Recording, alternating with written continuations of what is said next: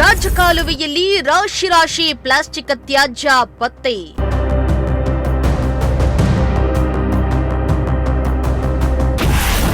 ನಗರಸಭೆ ಅಧಿಕಾರಿಗಳ ವಿರುದ್ಧ ಸಾರ್ವಜನಿಕರ ಆಕ್ರೋಶ.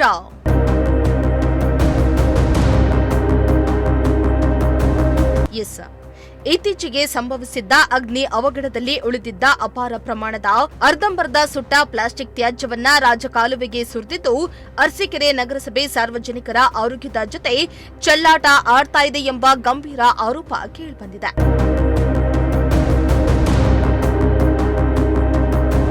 ಹೌದು, ಅರಸೀಕೆರೆ ನಗರದ ವಾರ್ಡ್ ನಂಬರ್ 19ರಲ್ಲಿ ಸಂಭವಿಸಿದ್ದ ಅಗ್ನಿ ಅವಘಡದಲ್ಲಿ ಸುಟ್ಟ ತ್ಯಾಜ್ಯವನ್ನ ನಗರಸಭೆ ನಿಯಮಾನುಸಾರ ಸುರಕ್ಷಿತವಾಗಿ ವಿಲೇವಾರಿ ಮಾಡಬೇಕಾಗಿತ್ತು. ಆದರೆ ತ್ಯಾಜ್ಯವನ್ನ ತಂದು ನಗರದ ಗರುಡಾನಗರಿ ರಸ್ತೆಯಲ್ಲಿರುವ ರಾಜಕಾಲುವೆಗೆ ಸುರಿದಿದ್ದು ಸ್ಥಳೀಯರಲ್ಲಿ ಆತಂಕ ಮೂಡಿಸಿದೆ.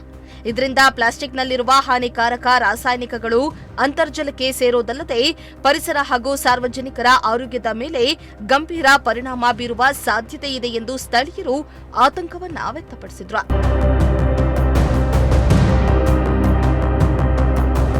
ಇನ್ನು ತ್ಯಾಜ್ಯ ವಿಲೇವಾರಿ ಮಾಡುವ ಜವಾಬ್ದಾರಿ ನಗರಸಭೆಯದ್ದಾಗಿದೆ.